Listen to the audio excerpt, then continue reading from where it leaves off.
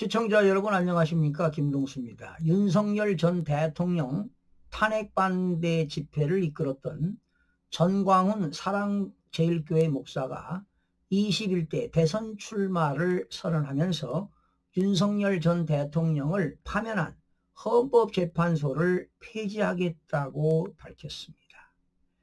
전 목사는 양당에 대한 대한민국의 미래를 맡길 수 없기 때문에 대선 출마에 선언했다며 선거관리위원회 완전 해체 후 재구성, 헌법재판소 폐기, 국회 해산 후 3개월 내 재선거 등의 공약을 발표했습니다.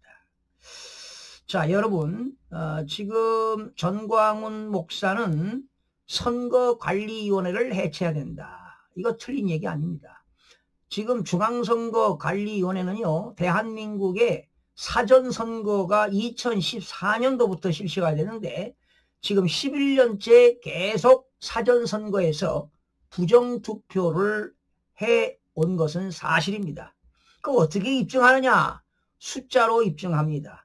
선거관리위원회에 나와 있는 홈페이지에 나와 있는 그 자료가 증거 자료가 되겠습니다. 뭐 서버 포렌식 할 필요도 없습니다. 거기에는 숫자가 말해줍니다. 이건 통계학의 대수의 법칙의 원리에 의해서 저는 이미 다 숫자를 파악했기 때문에 100%, 1000%, 10,000% 자신있게 부정선거를 자행했다고 자신있게 말할 수 있습니다. 그래서 이 선거관리위원회는 완전 해체한다. 여기에는 동감합니다. 중앙선거관리위원회가요, 그 공무원이 무려 3,000명입니다. 그리고 1년 예산이 수천억입니다. 예산을 낭비하고 있는 거지요. 행정안전부 공무원들이 하면 되는 겁니다. 그리고 10년 이상 동안에 부정채용해가지고요, 어마어마한 부정채용이 벌어진 거 아니겠습니까? 완전 중앙선거관리위원회는 가족회사라 해도 과언이 아닙니다. 자, 적극 찬성합니다. 자, 그러면서 윤 전 대통령의 비상계엄령을 적극 지지한다며 반국가 세력을 척결하겠다고도 강조했습니다.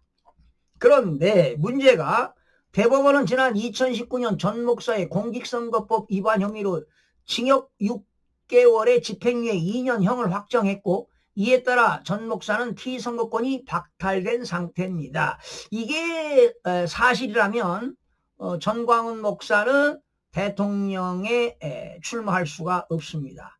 공직선거법에서요, 벌금 100만 원 이상을 받게 되면 피선거권과 선거권이 5년간 박탈됩니다. 그러나 이렇게 징역형이나 집행유예를 형이 확정되면 피선거권이 10년 동안 박탈당하기 때문에 이것이 공직선거법 위반을 했다면 전광훈 목사는 출마할 수가 없습니다.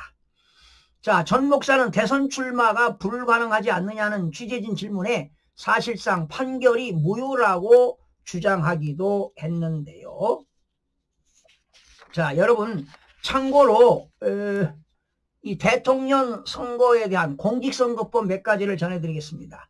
우리나라 공직선거법 제16조에는요, 피선거권이 나옵니다.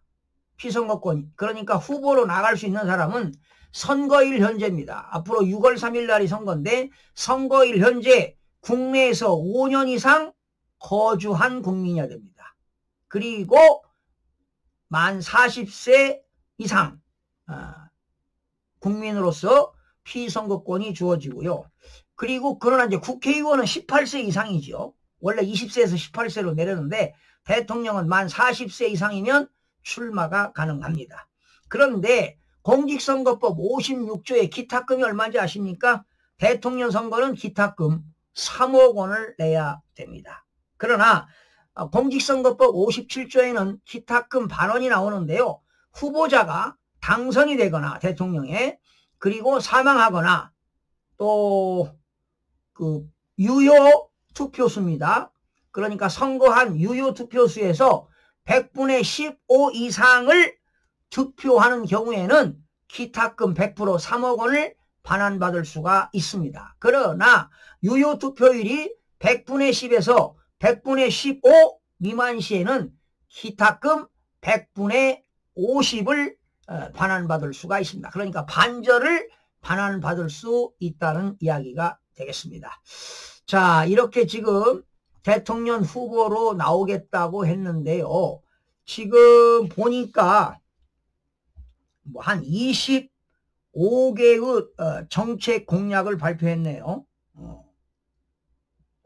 뭐 헌정 정치제도의 개혁이라든가 선거 사법 개혁, 경제 산업 재건, 복지 인구 정책, 외교 안보 통일, 관광 지역 개발, 이념 역사 정립 등을 아우르는 25개의 전략을 제시하기도 했는데, 자, 그렇다면 이 전광훈 목사도 이 보수 세력 아닙니까? 보수인데 이렇게 보수에서 여러 명이 나오면 표가 갈라지잖아요. 그럼 보수 대통령이 나올 수가 없습니다. 그래서 보수에서는 국민의힘이 되었던 자유통일당이 되었던 개혁신당이 되었던 어느 당이 되었던 무소속이 되었던 단일 후보를 추대해야만이 정권 재창출이 되는 겁니다. 여러분, 윤석열 대통령이 임기 3년 동안 목표를 달성 못했죠. 뭐 연금개혁, 교육개혁, 노동개혁, 또 뭐 교육개혁, 뭐 의료개혁, 또 정치개혁, 이런 것들을 완성을 전혀 못 시켰단 말이죠. 그렇다면 다음 대통령이 이런 걸 해야 되고, 특별히 윤석열 대통령이 여러분 비상개혁을 선포한 건 딱 3가지입니다. 첫 번째는 거대 야당의 국회 폐악질입니다. 입법을 복주하고 예산을 남발하고 탄핵을 남발하고 특검을 남발하고 오로지 이재명 대표의 사법 리스크 방탄을 위해서 했습니다. 그리고 두 번째는 부정선거의 진실규명을 위해서 국회보다는 선거관리위원회 개헌군을 많이 보냈습니다. 비상개혁 여러분들 반대하시는 국민도 많이 있지만 윤석열 대통령 최고 통수권자가 뭐가 아쉬워서 여러분 비상개혁을 했겠습니까? 그것도 한시적으로 2시간 동안 했잖아요. 그래서 국회에서 또 해제 요구권에서 해제했잖아요. 유혈 사태가 있었습니까? 군인들이 총칼을 들었습니까? 아닙니다.